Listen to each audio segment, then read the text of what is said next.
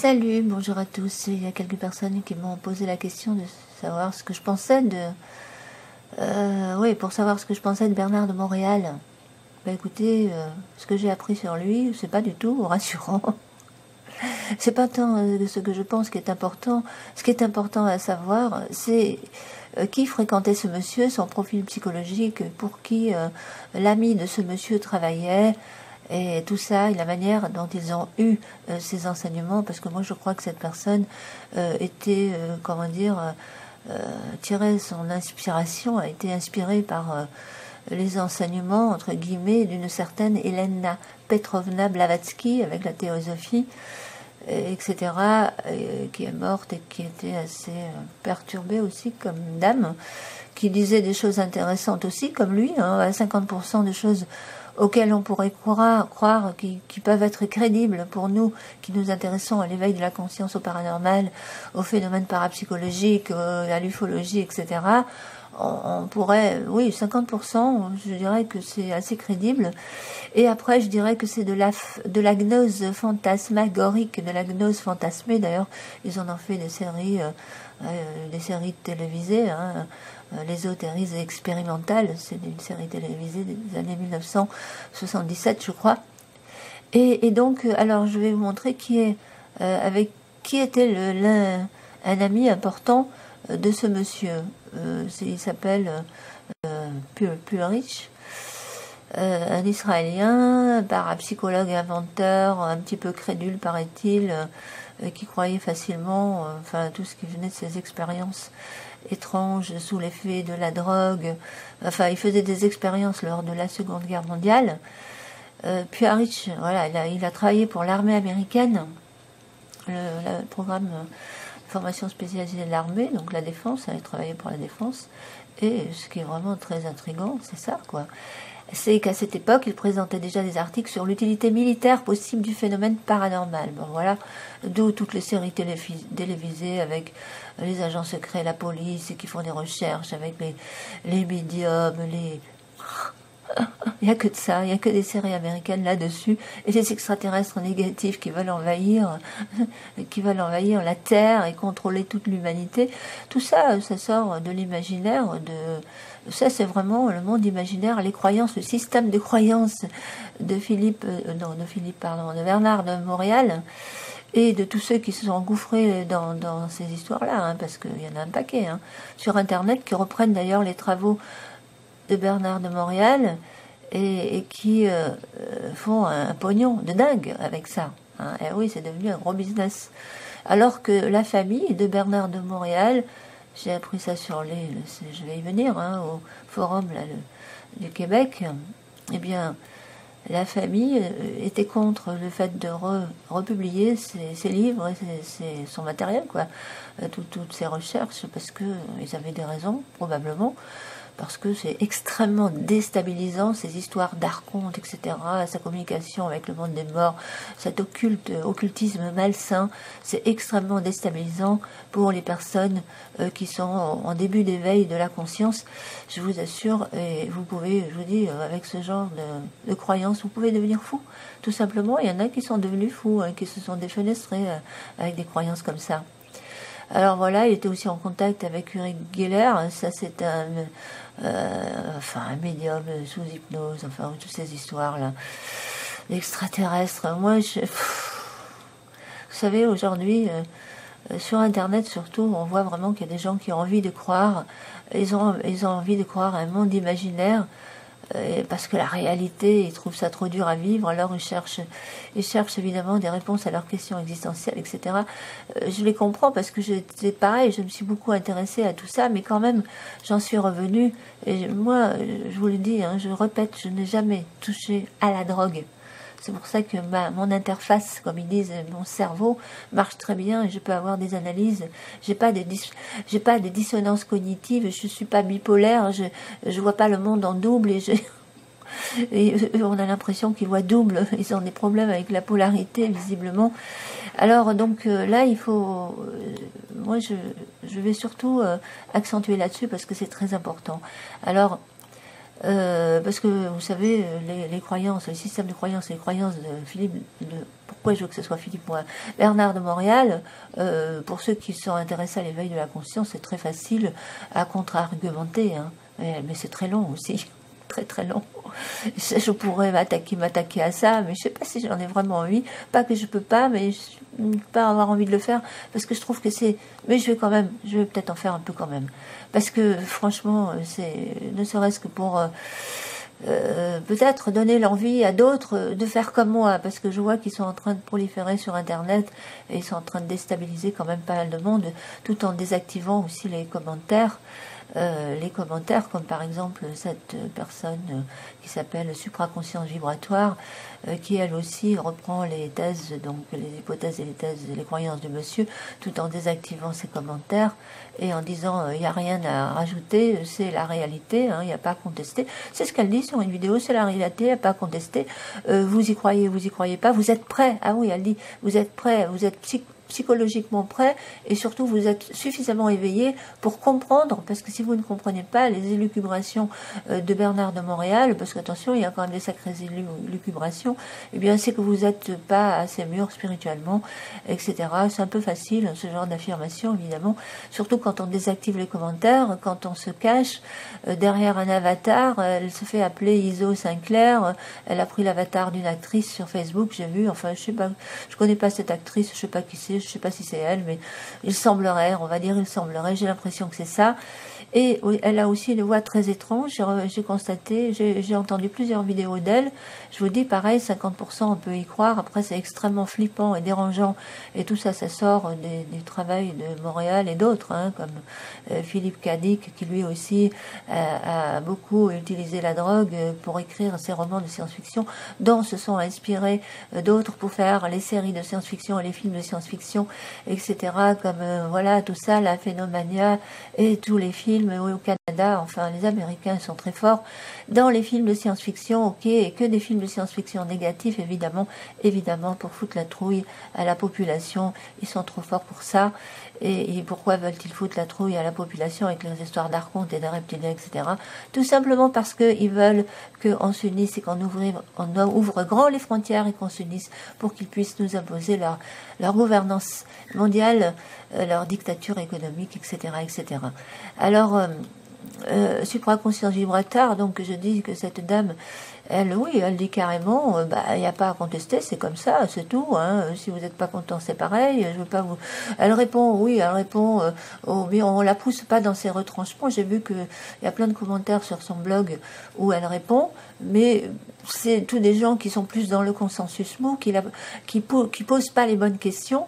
Et puis je crois qu'il faut poser les bonnes questions, les pousser dans leur retranchement, et à un moment donné, ils sont acculés et ils se retrouvent devant, comme diraient les physiciens, devant le mur de Planck.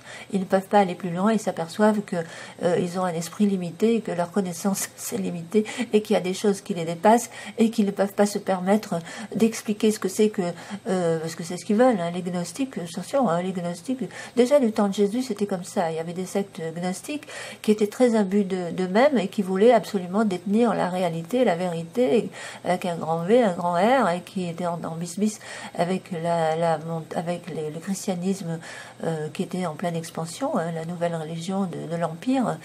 Et donc ils se bouffaient le nez entre eux, ils se bouffaient déjà le nez entre eux, entre gnostiques, ils se bouffaient le nez, et après ils se sont bouffés le nez avec les chrétiens, et après l'État, ils en ont eu marre sous l'Empire, et puis ils les ont massacrés tout simplement parce que c'était des fouteurs de merde sur le plan social, voilà, c'est ni plus ni moins, c'est ça, des fouteurs de merde qui déstabilisaient vraiment les gens, parce que c'est tellement complexe, confus et abscon ce qu'ils racontent, c'est que ce n'est pas accessible soi-disant à tout le monde. Il faut, oui, normal, il y a tous les niveaux de conscience dans la société, donc c'était profondément déstabilisant pour le peuple, et c'est la raison pour laquelle les premiers gnostiques, les sectes gnostiques, ceux qui étaient là-dedans ont été massacrés à l'époque, voilà.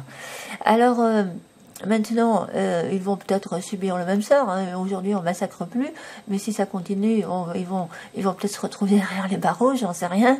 Mais c'est ce qu'ils cherchent de toute façon, hein, parce qu'ils sont aussi dans le dolorisme. Ah, ils sont persécutés, etc. Et il faut souffrir. Enfin, non, il faut pas souffrir, mais ils sont prêts à souffrir, aller derrière les barreaux pour aller au bout de leur croyance, leur conviction, etc. Bon, enfin, chacun son truc, hein, chacun son plaisir, on va dire. Mais donc ils veulent expliquer le monde à leur manière. Je dirais que voilà, ils veulent expliquer la cosmogonie, la nature de Dieu, comme si on pouvait expliquer ce que c'est que avant le Big Bang, d'où on vient. Je vous dis, même le plus grand des physiciens, des scientifiques n'a pas de réponse à ces questions. Mais eux, les morts, eux, de l'autre côté, qui ne pensent pas, hein, parce qu'ils disent que la pensée, elle est subjective. Heureusement que la pensée, elle est subjective, sinon on serait dans la pensée unique. Mais bon, ils disent que, enfin, faut voir les élucubrations du monsieur, c'est pas possible avec sa pensée subjective, etc., et son ajusteur de pensée, et ses mondes morantiels, et tout ça, ça sort aussi du livre du Rancière, j'ai vu, parce que je connais, vous avez vu, hein, j'ai une bibliothèque ésotérique, moi aussi, j'en ai lu des bouquins là-dessus. Alors, le livre du Rancière, et oui, alors là aussi, c'est un pavé de 2000, et je sais pas combien de pages, 2050 ou 90 pages, et puis ça sort aussi un peu des livres des morts d'Allan Kardec qui a été réactualisé, réécrit, à chaque fois ça se réactualise au fil du temps, ouais, hein, comme toutes les philosophes, comme tous les bouquins des philosophes, enfin de tous les philosophes qui ont été repris et réactualisés, et améliorés, transformés et interprétés. Ah là là, ça c'est rien de nouveau sous le soleil, comme disait l'Ecclésiaste. Et puis aussi, ça me fait assez sourire parce qu'il y a aussi un passage dans les évangiles où Jésus dit ceux qui s'élèvent seront abaissés et ceux qui s'abaissent seront élevés.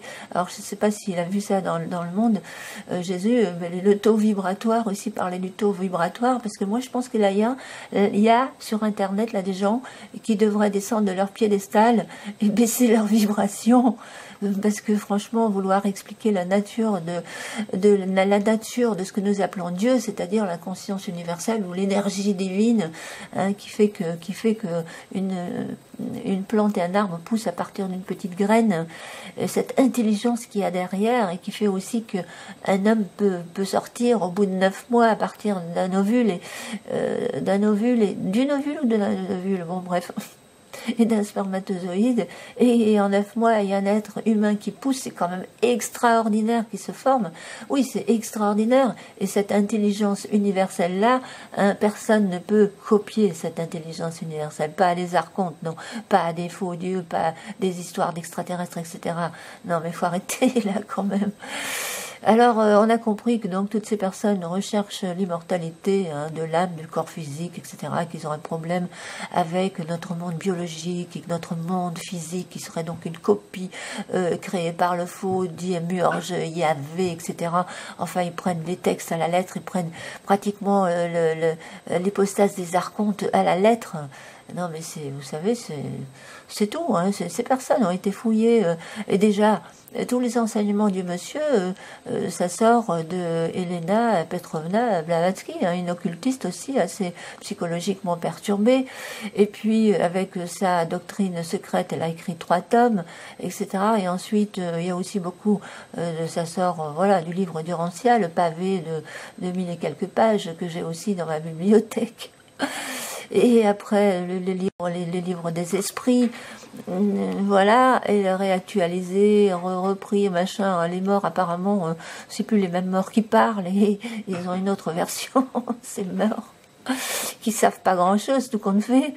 Bon, bref, après ils ont aussi pioché dans les écrits gnostiques, hein, et puis forcément dans l'hypostase des archontes, hein, l'origine des puissances, hein, quand vous commencez à lire ça, et après ils recoupent tout ça avec la mythologie sumérienne, égyptienne, etc. Les Égyptiens qui eux aussi fumaient de l'opium déjà, hein, j'ai vu ça sur les stèles.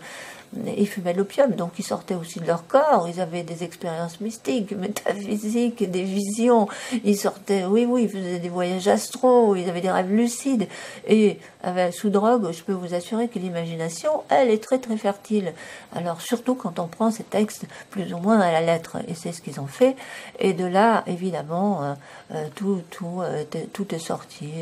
De là, je peux vous assurer que là, puis, il y a aussi le testament d'Adam, ah oui, le testament d'Adam, et puis, quoi d'autre encore?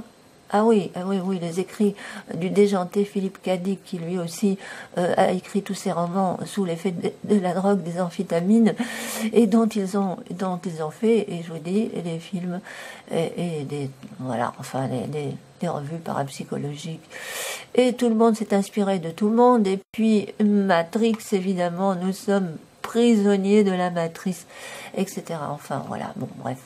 Chacun croira bien ce qu'il voudra, mais moi, je n'aime pas ça du tout. D'autant plus, et là, je vais quand même vous donner un petit conseil rapidement pour finir, parce que allez voir, hein, allez surtout lire tranquillement tout ce qui se dit sur Bernard de Montréal, sur l'énigme Bernard de Montréal, sur les forums du Québec, hein, les sceptiques du Québec. Oui, parce que ces histoires, vous savez, de glande, vous savez, ils veulent activer la glande pinéale, hein, pour avoir des dons, pour devenir des petits dieux, pour se mettre à la place de Dieu, fusionner avec Dieu. Alors, vous savez, certains, à force de vouloir fusionner avec Dieu, se connecter à Dieu, fusionner, oui, on peut parler de ça, hein, en activant la glande pinéale avec des techniques et en forçant, eh bien, ils se sont retrouvés carbonisés tout simplement parce qu'ils ont eu des descentes de Kundalini fulgurantes. C'est de l'énergie, attention, il faut pas s'amuser trop avec ça. Alors, il paraît que Bernard de Montréal a eu aussi une descente de l'énergie. Personnellement, je pense que ça s'est fait avec des champignons, c'est la question qui pose. Mais moi, je crois que ça c'est fort possible. Et quand vous avez eu ce genre d'expérience, eh bien là, je peux vous assurer qu'il y a dissonance cognitive, il y a un vrai problème. On devient schizo, parano, bipolaire, tout ce que vous voudrez. Enfin là, ça relève de la psychiatrie par la suite. Et c'est pas des blagues, hein. Alors il y en a qui disent que cette énergie, elle est bénéfique, elle vous nettoie de l'intérieur, elle vous purifie. Leur but, c'est de se purifier pour se connecter, pour fusionner avec Dieu. Mais vous savez, à force de vouloir ces histoires-là et forcer à réactiver la glande pinéale et le serpent, ils appellent ça le serpent de la Kundalini, le feu de la Kundalini, en activant donc cette glande pinéale, eh bien, il y en a qui se sont retrouvés, je vous dis, carbonisé de l'intérieur, le feu prend dans l'intérieur, ça c'est une explication très très logique. Il y en a d'autres, des explications sur les combustions spontanées, mais celle-là je la trouve la plus logique. Alors voilà, si dans certaines tentatives d'explication on parle de paramètres magnétiques encore mal connus, certains se sont intéressés au phénomène d'hyperthermie du corps humain, fréquemment évoqué dans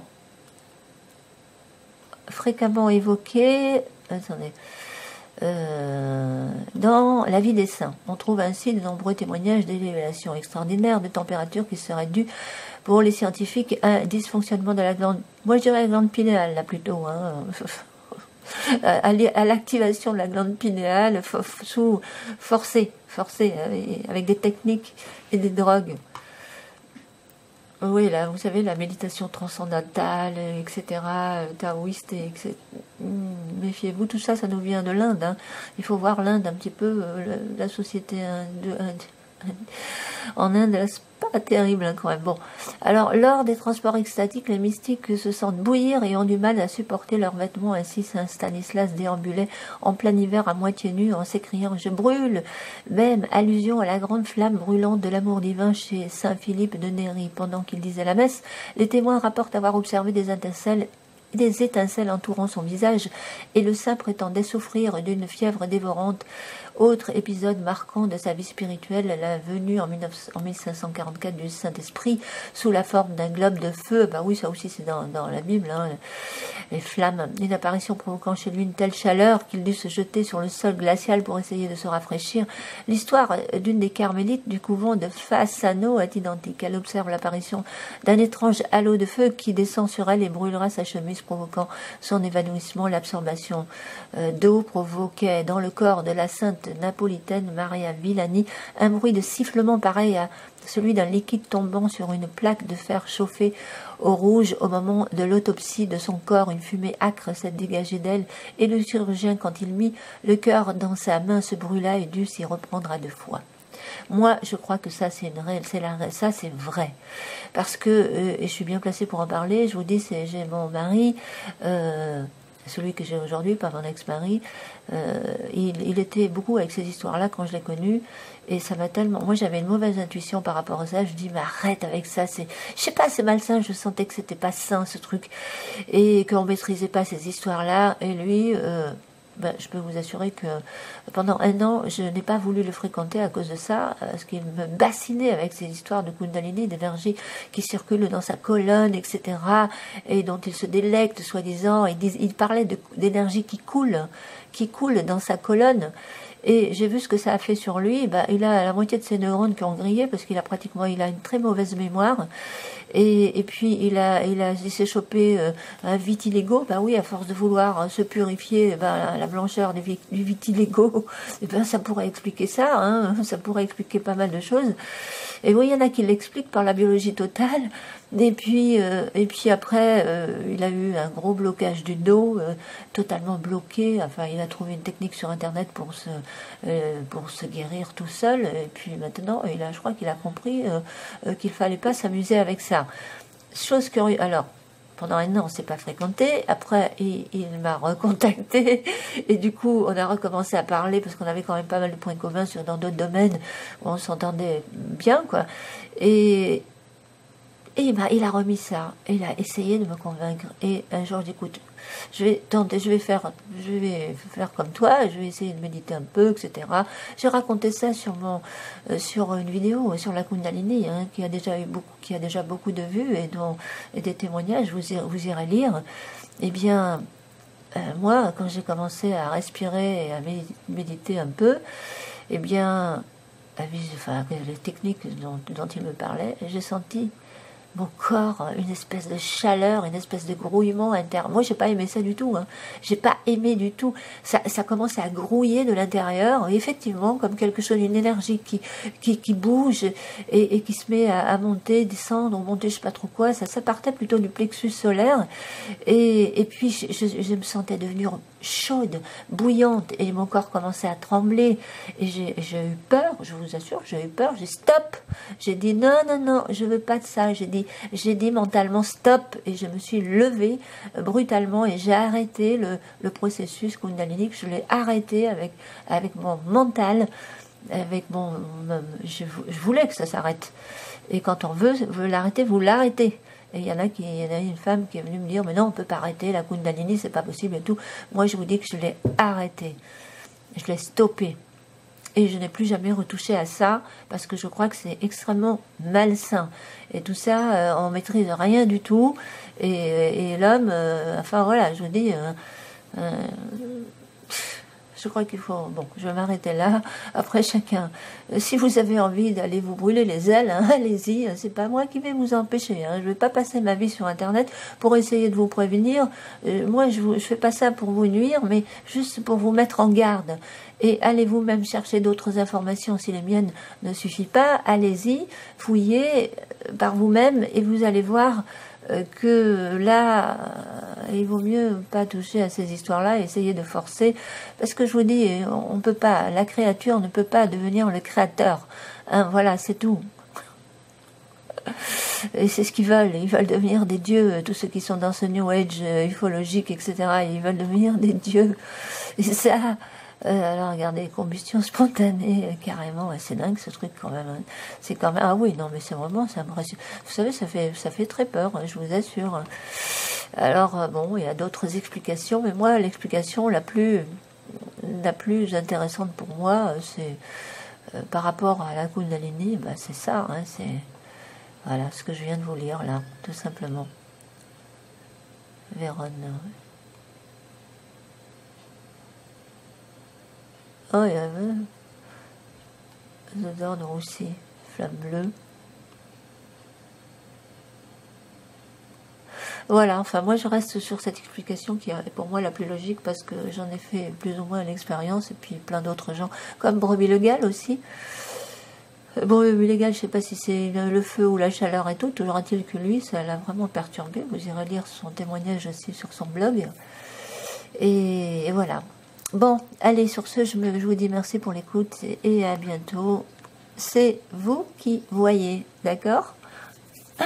Je vous dis, on peut en discuter entre nous, hein, mais je vous dis, je bloque systématiquement tous les gens qui m'insultent, qui m'agressent, qui ne me respectent pas, qui sont là pour faire de la diversion, donc les trolls, hein, évidemment, et ceux qui viennent vous dévaloriser systématiquement en vous disant, maintenant, t'es pas assez évolué pour comprendre ces choses-là, qui sont dans une espèce d'ego, des égos hypertrophiés, vous savez, qui croient avoir réponse à tout et qui veulent devenir des dieux, et qui vous balancent des commentaires de 100 lignes pour imposer leurs croyances avec plein de points d'interrogation, d'exclamations, d'émoticônes qui prouvent qu'ils sont totalement gouvernés par leurs émotions, qui n'ont plus la faculté de penser et de réfléchir avec leur interface, comme ils disent. Hein, il faut que l'interface soit en bonne santé, hein, si vous voulez faire des analyses objectives. Et oui, il faut que l'interface, le cerveau et les 100 milliards de neurones, il faut que l'information puisse passer d'un neurone à l'autre. Il ne faut pas que les synapses soient détruites par la Kundalini. Bon, allez, je vous laisse. Merci pour l'écoute et à bientôt. Mais moi, attention, hein, je vous dis tout de suite, je ne supprime pas. Certains veulent faire croire que je supprime, que je censure les commentaires qui vont pas dans mon sens. Alors ça, non, ne les croyez pas. S'il y a des commentaires qui disparaissent et qui ne vont pas dans mon sens et qui sont bien, c'est qu'ils ont peut-être été spammés par d'autres, ou c'est qu'ils sont dans commentaires récents. Souvent, il faut aller voir aussi dans commentaires récents. Parce que quand on tombe sur une vidéo, on voit les premiers commentaires, c'est-à-dire le top des commentaires. Et les commentaires récents, ils ne se voient pas tout de suite. Il faut cliquer sur la petite flèche sur les côtés, là, et voir commentaires récents. Et là, vous allez voir votre commentaire, si vous l'avez déposé. Mais en tout cas, moi, je n'enlève pas, je ne supprime pas, je ne censure pas les commentaires intéressants qui vont pas dans mon sens. Bien sûr qu'au contraire, même. Parce qu'au moins, on peut discuter. Donc, voilà. Mais tant que c'est courtois et qu'il n'y a pas de dévalorisation systématique, d'insultes, de sarcasme, voilà, moi je sais pas, on est quand même des adultes conscients et civilisés. On devrait pouvoir discuter entre nous, surtout quand on se prétend être dans l'éveil de la conscience. Non, de chien, hein? Ok, allez, bye bye, merci.